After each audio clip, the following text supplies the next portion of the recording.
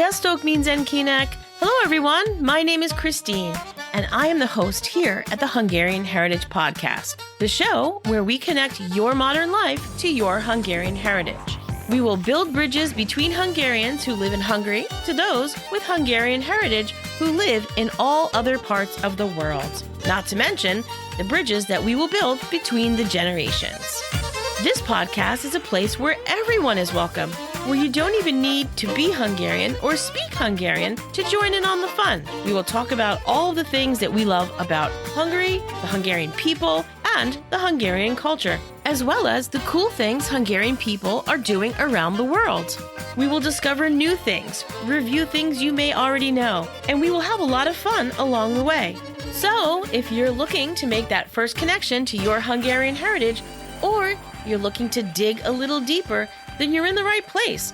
Join me as we grow this community and continue to connect the circles of Hungarians around us. On this episode of the Hungarian Heritage Podcast, I will be speaking with Elizabeth Lukacs Chesla, and she is the author of You Cannot Forbid the Flower, a novel about the Hungarian Revolution in 1956. What's unique about this novel is how Elizabeth was able to skillfully weave together stories, poems, and historical documents, along with the first-hand experiences her father shared with her about being a freedom fighter during this tumultuous and revolutionary time. As you will hear in this episode, Liz has placed her father in the novel as the main character who serves as the everyman, or every Hungarian man.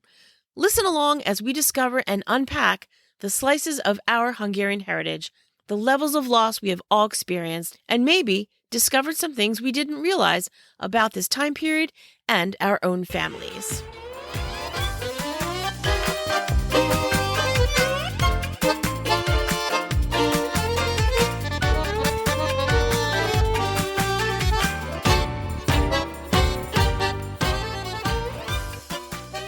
Please join me in welcoming Elizabeth Chesla, author of You Cannot Forbid the Flower, and she is here today to talk about her novel, which is a compilation of her connection to her Hungarian heritage, and she's included many things in this novel, which I'm going to let her tell us about, but I'd like to say that she's woven everything together so nicely with stories and personal stories, poems, and I'm going to let her tell you all about that. Welcome, Liz. Welcome to the podcast today. Thank you. I'm delighted to be here. I'm excited for you to be here as well. So normally, as you know, when I record a podcast, we generally start out with tell us a little bit about your Hungarian heritage. However, we decided when we were talking about doing a podcast episode together that if you started out that way, you'd be giving away all of the secrets of what we're going to discuss about your novel. So we're going to kind of start in the middle of your Hungarian heritage a little bit. So we'll jump back and forth on your timeline. So tell us a little bit about your Hungarian heritage, but why don't you start when your parents met? Like, where were they born and how did they meet? Let's start there. Okay. So my father was born in 1927, and he was born in Gyergyó Szent Miklós, which is now in Romania. Right, so it was in Szekely in Transylvania, and he was born there. And he and his one of 12 children, and they all had to leave at the end of World War II, and they skipped to Hungary. Okay, It was then Hungary because what was Hungary after the borders? Right. Very complicated. Yeah. And my mother was about 14 years younger. She was born in Pest. But she left. So my father, after they escaped, they were in sort of northern Hungary, and then he went to Budapest. But she was already gone because her family escaped right after the siege or during the siege of Budapest. Okay. Yeah. So she was only 3 when she left, and had quite the journey. Tell me where they ended up meeting. Yeah. Because it's not your typical story of how they got to the U.S. and how they met and then got to the U.S. Right. So we'll go chronologically. So my mother left first, right, when she was younger. So after they escaped the siege, they went to several different countries.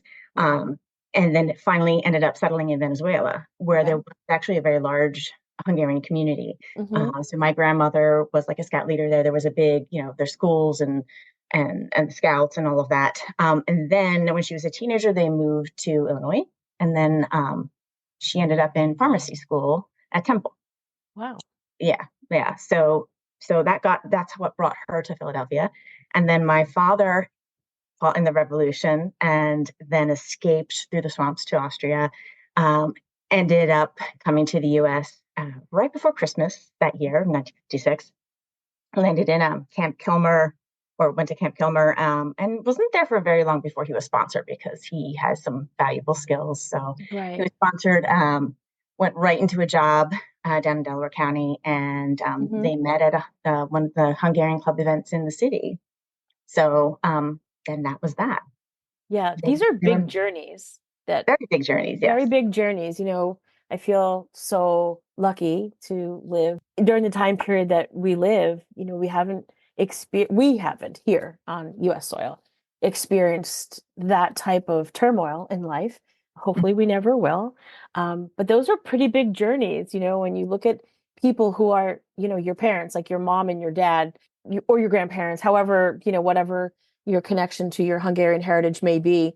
That's a big journey. Like you look at them as just like, the people sitting across the table, Mhm. right? At dinner time. And Yeah. so yeah, so that's a pretty big journey. So And the people they who lost everything to get here. yeah, Yeah. yeah, gave it up in minutes sometimes. It wasn't Hmm. always like a planned escape. Sometimes it was, Right. within 24 hours. So even though people have very similar stories, everybody has a little bit different of a twist, of Yeah. how people got here. And I feel like you can say that pretty much with many people that, immigrate to the United States for reasons other than just wanting to come here, for a job.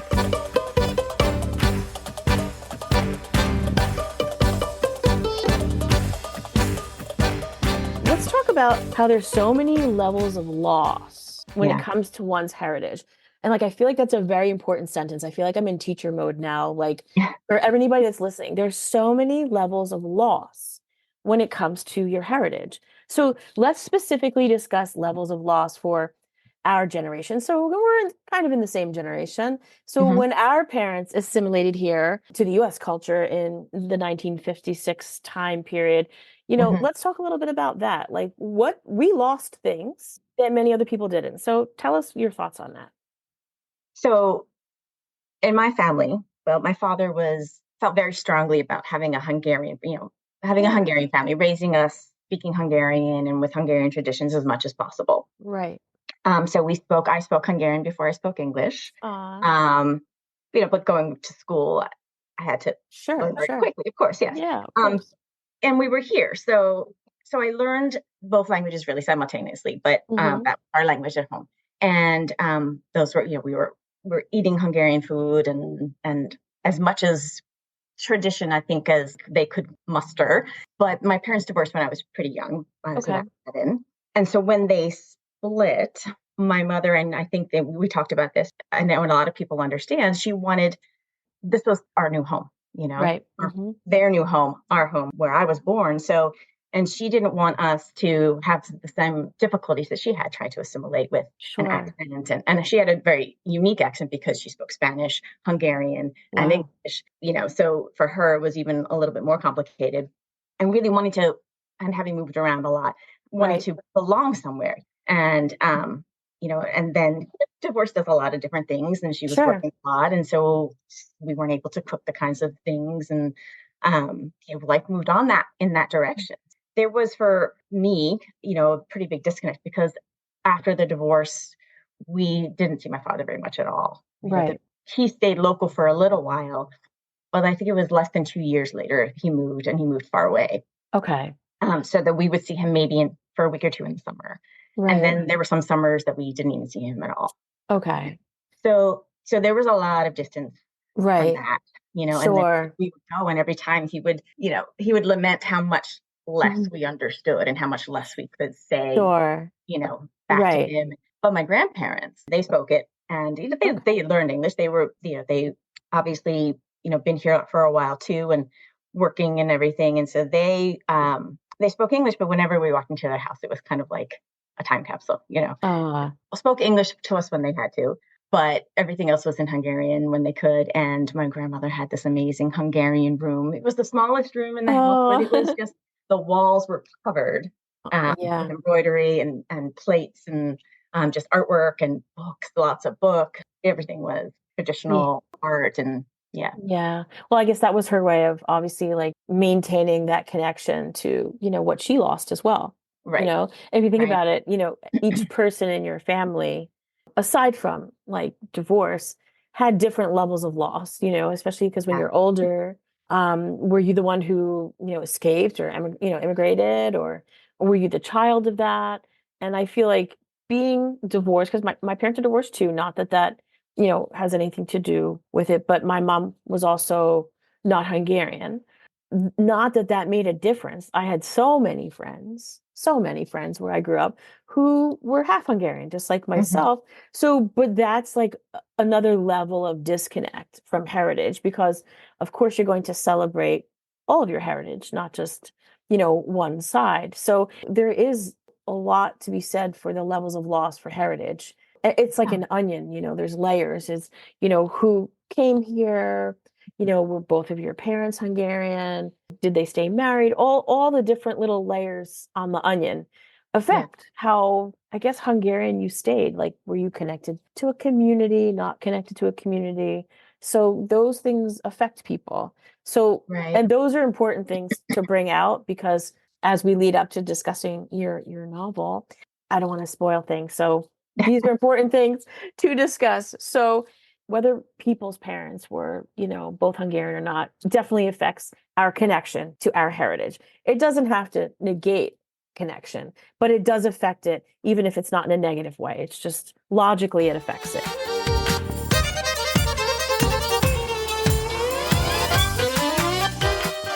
Your Hungarian heritage, as you mentioned, it changed a little bit when your parents divorced, as Hmm, many things change when people divorce.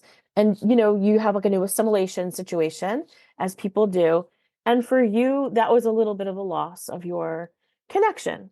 hmm. But you started to regain connection with your dad and your heritage. Tell us a little bit about that. Like, when did that change for you? Yeah. So that changed for me when I was in college. Okay. And I was able to, I could drive myself around and go visit. I didn't Right. depend on other people making visits happen. Right. Sure. So, and I think gaining that kind of independence that you get when you go away to school, Sure. um, that just helped me really just realize how much I missed that connection, how much I missed my father, obviously, but like that, how much I guess not to say obviously, I miss my father a lot. So Sure. so let Yeah. me clarify that. And I just felt like I didn't know him very much, which I Okay. didn't, and really began to feel I needed to know who I was, and I couldn't. I was learning who I was, but I really needed to know who he was to paint the bigger picture. Like Sure. I'm a part of him, he's a part of me, and um, I felt this that an emptiness there that I wanted to. Sure. Yeah, we had a lot of empty pages because Yeah, you were young when your parents divorced and the situation that occurred afterward, you weren't able to fill in those pages. right. Like you weren't old enough to ask some of the curious questions that you might have asked when you were 10 or Mhm. 14 and now you have that opportunity. Yeah. That's great. So you took it upon yourself to, bridge that gap for yourself, which is great. And you also mentioned that you cared for him a little bit as he got older, and he told you stories at that time. So tell us a little bit about that experience. Well, actually, the story gathering started quite a bit before that. Okay. Um, I mention in the book the Time Life magazine that came out right after the revolution, and the Mhm. photos in there. So my father did have that magazine, and um, I did. It had such a profound impact on me, So, Mhm. and I was 12 or 13 or something around that age when I first saw it. Okay. But and I knew that he had been in the revolution, but I really didn't know anything about it. But Right. those Are you familiar with that magazine? Yeah, I think you showed me pictures. Yes. Yeah, yeah. Mm, So they're they're hard to see, yeah, and it left such a deep impact on me. And so over the years, I just, these are questions that I had that kept bubbling up. So what was sure. how did he fight? What made him? He didn't have to, Right. right? He didn't. Right. He made a choice to Yeah. fight in the Yeah. revolution, and then how did he get here from there? And how did that impact him? And so as I got older, I became more and more curious and just more confident later, when I was older, to be able to ask him about it, because when I was younger, you know, I was a little afraid of him. And Sure. yeah, Yeah, and those were probably frightening questions to ask too right, when you were 10, 11, or 12. And I feel like you hit a good point where you see these pictures, and now with the internet, like you can see lots of pictures. right. And people do have accounts that where they're showing those historical moments, and they are hard to see, thinking like, oh wow, like I've been there, and like wow, that's where they're marching, or that's where they're, you know, Mhm, things were not safe. And it is different, and not that this negates or changes anybody's experience who left, but when you have someone like yourself, like your dad, who fought, like that changes the conversation a little bit.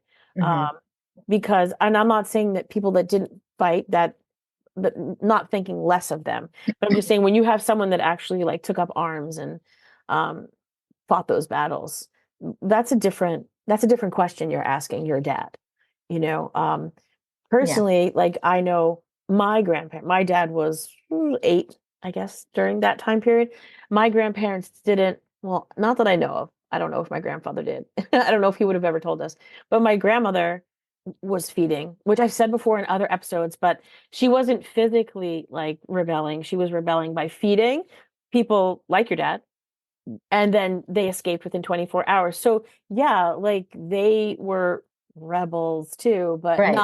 not to that level of the actual fighting. So the questions I asked my grandmother and grandfather were definitely different than the questions you asked your dad. And I But could, they were still risking their life. of course, I mean, Yeah. people even that just left were risking Mhm, their lives. So we absolutely. don't want them to feel like they've done less. People left because they had to or needed to for whatever reason that they did. And, obviously we support all those reasons. But I can imagine that the questions that you asked were frightening because just looking at those pictures, that's your dad. Yeah. Well, I just put this out there because if you read the book, you'll know. Yeah. My father he was an alcoholic. He could be violent, Okay. and he never hurt me Right. or my brother or sister. But I had some pretty traumatic memories. Sure. So visiting my dad was Mhm. always a little bit. Um, there were a lot of emotions around that. Sure. And You then were cautious. You I you used emotional caution when Yeah, you, thank yeah. you. That's a great way to put it. So I was cautious, and it took me getting older and, like I said, Sure. more confident to sort of build a relationship. And I wanted to know who he was and why he made some of the choices he made, and sort of why he was who he was. Right. And um, there aren't easy answers No. to these kinds of questions, and Mm-mm. people are complicated and Sure. have a lot of things that kind of push them in one direction or the other.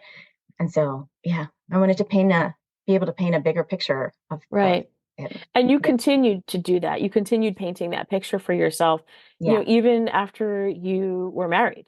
Like you yeah, continued to care for your dad, and he continued to tell you more stories. yes. Getting stories out of him was challenging. Yeah. But slowly over the years, Yeah. I got a few. I got a few. That- yeah. Yeah, Well, that's good. It's good for you that you were able to paint your family picture for yourself. So then you yeah. can, share with your children too.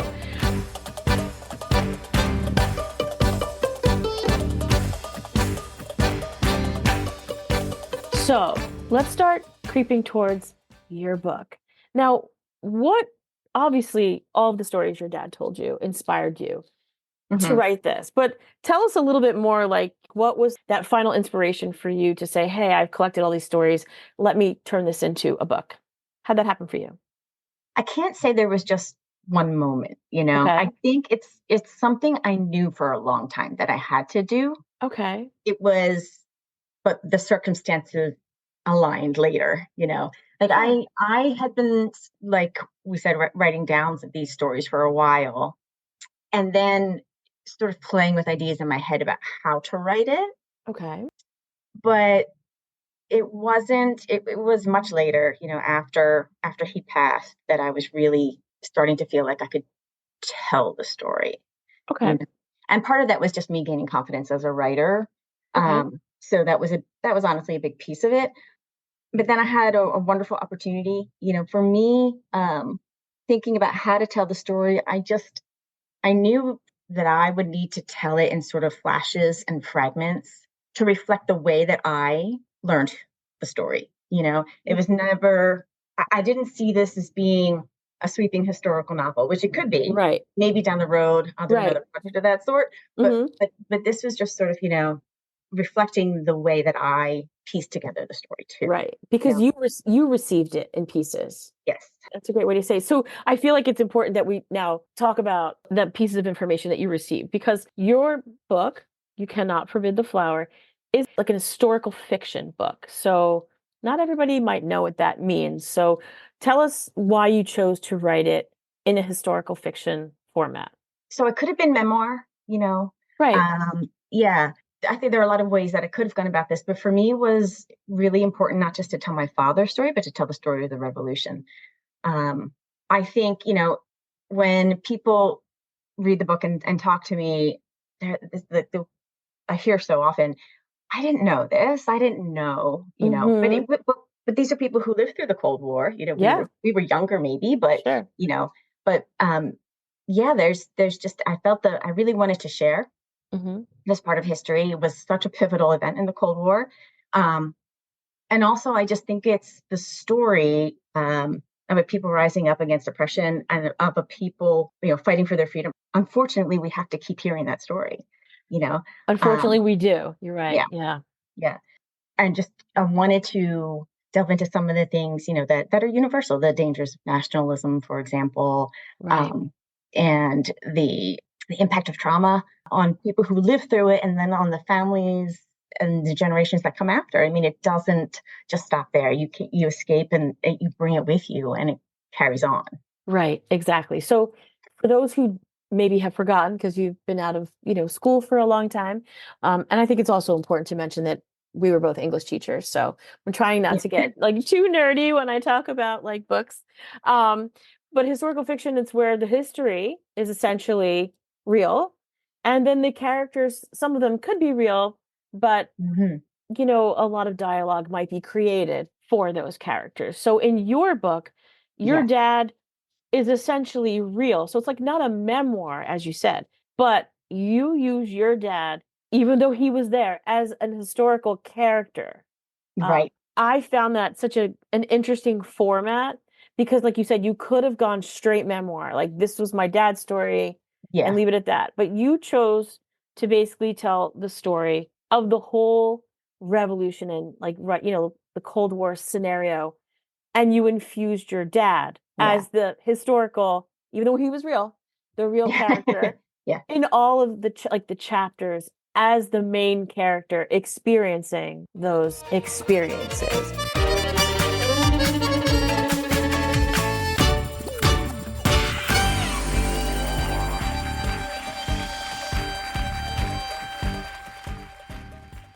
When you read Liz's book, You Cannot Forbid the Flower, you're going to get so much information, as you just said, Liz, that you might not even know that you didn't know, because that's Mhm. how I felt. How did you choose which stories to put in? Because I'm sure there were probably more. And Yeah. how did you choose which character to make your dad in like each one of like the chapters, essentially? So that's a great question. So if this had been a memoir, right, Right, I could right, only tell what my dad experienced. But even then, it would have been much, much smaller because it would only be what I know or knew that my dad had experienced, right? correct, So it would right, have been this isn't a long book, but it would have been much shorter, right? right, right. In terms of the revolution itself. Again, my knowledge of what he actually experienced is limited. And I wanted to tell a bigger story, Hmm. but I wanted my readers to be invested in my father's story. and his Okay. experience. And Right. so like I said, I wasn't going to be a sweeping historical fiction novel with like this whole cast of characters and, Right. you know, so to put him in all of these different places, I hope makes what happens to him in each of those places, the sacrifice in each of those scenarios more meaningful, Right. right? Rather than Right. having a cast of characters that you don't know very much about, Right. instead it's him over and over. Right. Yeah. So I have a very English teacher question that we came up with. And so essentially, your dad is like the everyman or Mhm. the every Hungarian man. And not to throw shade at women, but it's just an English term. A female can be like Mhm. the every person. Um, Mhm. so tell us how your dad was the every Hungarian man in the story, because he symbolized that as a character. Right, right. And that's part of the reason that I didn't just do the revolution, but the build up to it, Right. including his experience at the end of World War II. But all the changes in Hungarian society and the government, and how that led up to the Hmm. revolution. So that there was this picture of all of the different ways that people were impacted, hopefully, Right. and the number of atrocities that were committed in just 12 days. Yeah. uh, and so the really so many sacrifices made by the people who were protesting in such a short period of time. Yes. And there were just so many atrocities leading up to it. And I think Hmm. that's what I also enjoyed when I read the book was that I know certain things because this is what, I was told. And you've added in statistics about, how women were treated. Hmm. There's statistics for that and other statistics that you included in poems. And I feel like that is really such a nice combination of what people experience. Not that those were all good though, but like you're Right. giving slices of what life was like and the information behind it. Now, when we started this episode, we talked about your Hungarian heritage. So essentially, there are many parts in this book that do reflect your Hungarian heritage. And now your dad's experience is in this book essentially, where even though he's the character, the historical Hmm. character in the chapters that didn't actually happen to him. So if you read it for like the first time, or like this is a book I have to go back and read, multiple times, because it was such a compilation of information that like I was gobbling it up so fast. How like when you're really interested in something, so it's like to digest some of that information again, even though a lot of the information was hard to digest, you definitely have to like read it more than once. So you can really appreciate his history now. How did you connect that with all the stories that you learned from him? Like, did you have like insight now as to when you were younger, like what type of person he was through the experiences that he had? I feel like that was a very jumbled question, but Yeah. sorry about that. Oh no, but I think there's a question I get the same kind of question a lot. Like, Yeah, um, what I understood or thought about my father or my childhood change right. after writing this, and yeah, absolutely. Sure. But I think I was in search of understanding Okay. what happened, Sure. and what happened, where he came from, where I came from. And I can't say I understand everything, because Sure. again, there's still so many gaps. But I do understand a bigger picture. Yeah. And I do understand, we were talking earlier about our level of loss, Yeah. and this the depth of his loss, and of my mother's loss, and of all the 56ers and other people who have had to leave and Right. start over somewhere, and I feel obviously so grateful that to have the kind of stability that we have and not having to. And I Sure. imagine that sometimes, what if tomorrow we had to just tonight? Um, Exactly. yeah, I think certainly I have a deeper level of compassion. Okay. I think I always had some, and I'm Sure. hopefully a lot, but I think even more, Yeah. definitely even more. Um, Curiosity too, Hmm. Sure. and I wanted to give my family, something that I didn't have, Okay. right? Yes, I had to create it, right? And Right. there's Right. it's a work of fiction, Sure. but But it's not really a complete, Right, work of right, fiction. right. It's rooted in all kinds of truths, Sure. Yeah. and yeah, they're historical, factual truths and the emotional truths of the Sure. country. Because you did such a great job with connecting like the history and the timeline in the book, what might be, historical fiction for your family that might strike a chord with someone else's family and say, oh my God, that's what my dad went through or Right. my grandfather went through. So we keep our heritage alive through connection and stories. And like when we spoke, we talked about how sometimes we only know a slice. Yeah. And you Yeah. basically put all the slices together so that I might have recognized a few slices from Hmm. my family's experience. Same for yourself, same for everybody else. So tell us how these slices might be what people were looking for and how that might inspire them to make a connection with their own families. Hmm. Yeah. You had asked earlier about or mentioned the different things that are included in there. There's bits of poetry, some of my own poetry, which is an interesting bit of story behind that, but also some folklore and some lullabies, and specific mentions of Hungarian foods and things like that. Hmm. For somebody with a Hungarian heritage, that little spark of connection, I hope, was there in some of those ways, Right. even if their parents or family didn't come over in 56 or experience the revolution. Maybe they've been here for generations, but Sure. still it's part of the heritage, right? Right. So those bits are in there, and other pieces that they might get, those slices, are just the sort of con- maybe the conversations or the caretaking, or Hmm. just the relationships that we have with an aging parent, for example, or a Sure. parent who we just don't know Yeah. that well, you're right, and just Yeah. trying to get to know them.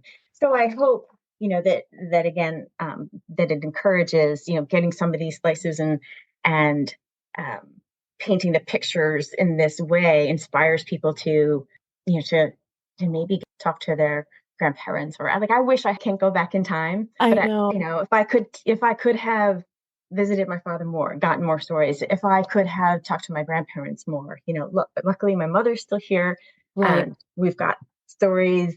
I just think it's such a big piece of who we are. And Absolutely. And sometimes we've forgotten about slices. So I yeah. feel like the way your book is set up and how you really created your dad as the main character, the everyman, really helps connect slices for people. That's such a great thing because I feel like it's going to inspire people, hopefully inspire people to ask more questions. I Hmm. feel like I love asking questions. I was always that kid, you know, I was always the kid that asked questions, but like I didn't write a lot of the stories down, but some of the things that you mentioned in the book, I was like, oh yeah, I remember that when a story. So Hmm. it might be that you had the slice, but you forgot about the slice, Right. or like Right. a slice of the history and then some of the slices are new and hopefully people will really see that and see the value in asking their family more questions because it's really you're providing the connection of your heritage to the next generation. Right. So it's such an inspiring book, and knowing that it's like a hybrid historical fiction and that your dad, maybe one day you'll tell us which ones were your dad story.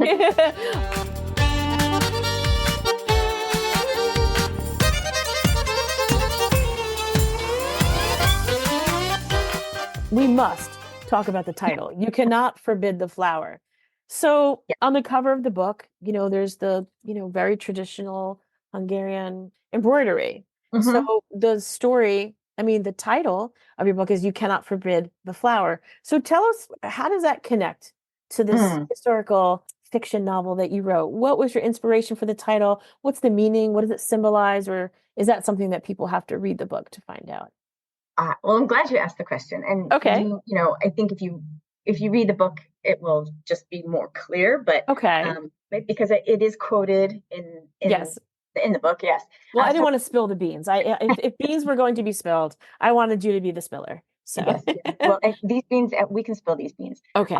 yeah. So it comes from a Shandor Peterfi poem, right? And Okay. I came across it initially. You know, he wrote the national song that inspired the 1848 revolution, and then it Mm-hmm. was frequently used, of course, in the 1956 revolution. Yeah. And then as I started to delve into the research and into Hungarian literature, and I knew I wanted to include pieces, I do quote from the national song. When I just saw this poem, it just immediately I knew, because yes, it's a story of the revolution, right? Mm-hmm. But Sure. it's also a love story on Yes. several levels. And You Cannot Forbid the Flower is a beautiful love poem. And so, I mean, it's a love story, my love for my father, his love for his country, his love for his family and for freedom, but also, this sort of difficulty of loving after so much loss, right? So all these questions and issues around that. But I wanted a love poem to be the title, but also when you think of, this, you cannot forbid the flower is the first part, but the next part is to bloom, right? You cannot forbid the Right. flower from blooming. And so for me, it represented really the revolution as a Right. whole. You can't, like, when people are so oppressed, Right. and the revolution has begun because it's just, we're human beings who need our freedom and have Right. the right to our freedoms. And so once that spark, you it's like a flower that starts to bloom. It's like nature finds a way. Right. No matter what, nature finds a way. So the revolution, I know it's a line from the poem, which I wasn't sure if you wanted to spill the beans on that, but Mhm. so it's a line from the poem, but also you can't stop a flower or a tree from blooming in the spring, even Yeah. if bombs are going off, Hmm. Hmm. a few blocks down. And it reminds me of like when you see a picture of like a highway or concrete, or even if you're going for a walk and you see like a little, even if it's a dandelion, like creeping through like the sidewalk crack, like nature Yeah. finds a way for beauty. Even if you don't think a dandelion is beautiful, it is still nature. It is still something that found a way, and you can't forbid the flower from blooming. So, and I Hmm. feel like it does have a little bit of a like a somber, because we're talking about because of like a revolution, but there is beauty eventually. There are flowers eventually, and sometimes it takes a while so that we can enjoy the flowers. That's a really great connection. And the cover of your book is beautiful as well. I like how you had black behind the matio. It was very striking.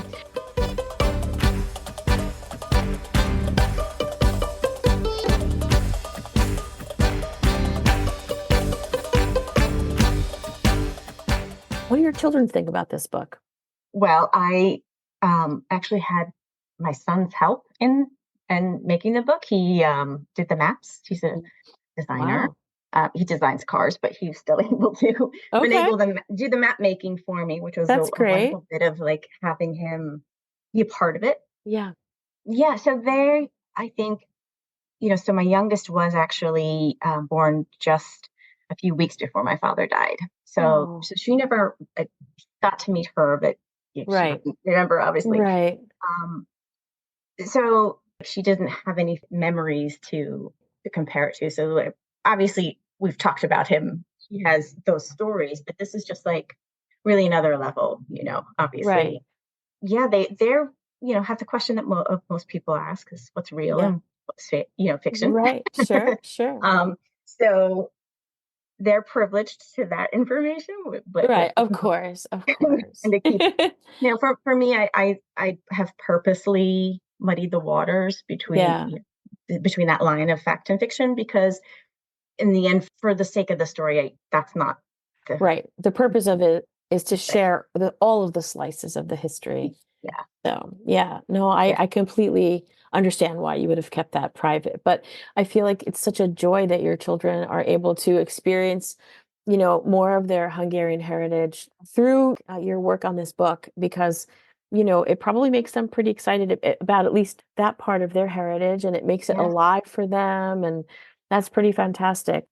I just want to jump back to Yeah, your last sure, question, if sure. I can, just because it's so exciting to me that I am starting to relearn the language. Oh, I tried, when I was back in college, and there was just so much other things going on in my life. So, sure, but now is a wonderful, perfect time for me sure. to relearn. And so one of my daughters wants to learn it with me, which is just so. Oh, And yeah, so That's exciting. Yeah. And, So and like it, you're providing that like layer of the onion that she may or may not have had if you didn't find the inspiration to write this book. Like you've always collected the stories, but this is taking it to another level for yeah, yourself yeah. and for your kids. That's great.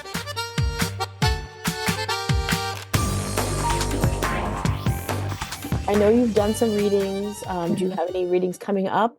So tell us about that. And what did people ask you about? Like, what's a common question during a reading? So yes, I have done several readings in the area, and one's a Zoom reading. I think the questions are pretty common, and we've really Okay. covered most of them. I think. Okay. I'm trying to think if there's anything that stands out as a different question that we haven't already talked about. There is one question that actually has come up a couple times. You actually hinted at it earlier. There's so much history, There right? And is. so even in what 200 pages, there's Yeah. still a lot. Yeah.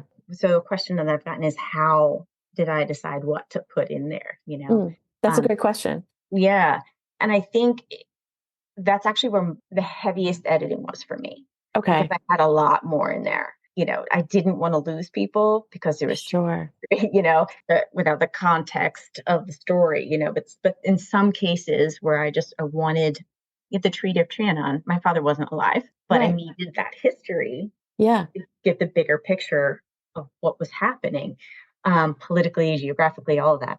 So, so that was a real challenge for me, Okay. to do historical fiction in a way that, well, I think that's a challenge for any historical fiction writer, to Sure. how much history to include, so much. Because you want it to feel as accurate as possible. So I can Yeah. imagine that was super difficult to cull, that information and put it to the side. Maybe next time, but to Right, right, also make sure that the timeline that you're creating for right. your novel was pretty accurate and filled with enough details. The pieces were connecting. That kind of leads to my next question is, do you have plans for a follow-up to You Cannot Forbid the Flower? Because you've just told us that you have all these things that you didn't include. So anything Yeah. we should be looking out for? Gosh, well, I did a lot of research. There's so many incredible stories of Hmm. the revolution and the people who fought, who escaped, and before. And so I did mention my mother and escaping the siege of Budapest, which isn't that in itself is an incredible story. In the book, you'll meet Edith Bone, Hmm. who is one of my favorite. Like she's a real person, but like Right. my father, she's a character in the book, and she yeah, she and my father never met, but in Okay. the book, of course, they're friends. So all of that's imagined, but she was just such an incredible, remarkable person. I don't know what I'm going to write about her yet, but I know I need to. And Okay. I think there are some other people. There was this Erica Selish was in the book. I had to cut her out in the end. She was 15. You Okay. might recognize her. She was on the cover of, I think, a Dutch magazine. It went, as viral as things could go at Okay. that time. Yeah. Yeah, so photographer had captured her holding a rifle, 15 years old and ready to fight and die, Yeah. Um, That's a heavy thing to digest, yeah, a 15-year-old doing that. So, yeah. yeah. So her story is incredible. I would like to do something to share her story. And there's more, Yeah. Um, I will say, there will be a vampire story of some kind. Ooh, Yeah, this is not a traditional novel. It's a hybrid. It's got all kinds of things in it. I It's like that. I don't think I can write a straightforward kind of narrative. So Okay. it'll be all Well, that's not, your but method, and that's yeah, how you're. I like that, a vampire story. So, but not what? not your traditional. I Okay, okay, Yeah. all right. Well, you do have like a little bit of like Romanian connection Oh, there as well. absolutely. Yeah. So Yep. yeah, Yep. Brum Yep. Castle, the whole. I don't know if you've been there, but definitely I worth a visit. not, but there's deeply cultural, metaphorical, Hmm. fun thing to explore. So I look forward yeah. to that. I enjoy those types of books as well. Wow. So lots of information in the book, but it's so connected. And I think that's what people are going to realize when they do read your book for the first time, the second time. Um, there's a lot of connection that they can make, whether it's their personal history that they didn't know, that their parents or grandparents were also experiencing. If it didn't happen to them, it was still happening to them. They just Yeah. didn't tell you that. So that's a pretty big deal. And it's a great novel. I really enjoyed it, and I think other people will too. Tell people where they can purchase your book. Well, for people who are in the Philadelphia area, there are 2 stores that you could go in person and support local shops. Big Blue Uh, Marble in Mount Airy is a Okay. store where I actually did my first reading. A wonderful, wonderful place. And the Artist's Loft in Conshohocken Oh, also has my book and a bunch of other local authors. can they also purchase online somewhere? Absolutely. Okay. So my publisher is Tolson Books. So Okay. Tolson, Tolsun books.com. So it's you can order directly from them, support a small independent press, and of course on Amazon. That's awesome. Well, Yeah. obviously, I will leave all of that information in the show notes. So fantastic. Liz, thank you so much for being here today on the podcast. I know that you're an inspiration. You were an inspiration to me. And when I read the book, I was really impressed with all of your work. The research that goes into writing something like this is a lot, and I know that. And it's fantastic. And everyone should check out the publisher or check out Amazon, whichever one works best for you, and get your hands on a copy of You Cannot Forbid the Flower. You will not be disappointed. Thanks so much for being here today, Liz. And I look forward to more time with you, maybe as another episode coming up. Thank you so much for letting me share this story with your listeners. I deeply appreciate this podcast and this opportunity. Oh, that's so nice of you to say. I really appreciate that. If they want to contact you directly, I didn't ask you that. Do you have an email that I can leave in the show notes for everyone if they'd like to Mhm. contact you directly? Absolutely. Okay, great. I Yep. shall do that. Thanks again, Liz, and I look forward to seeing you soon. Okay. Thank you. Thanks, Liz.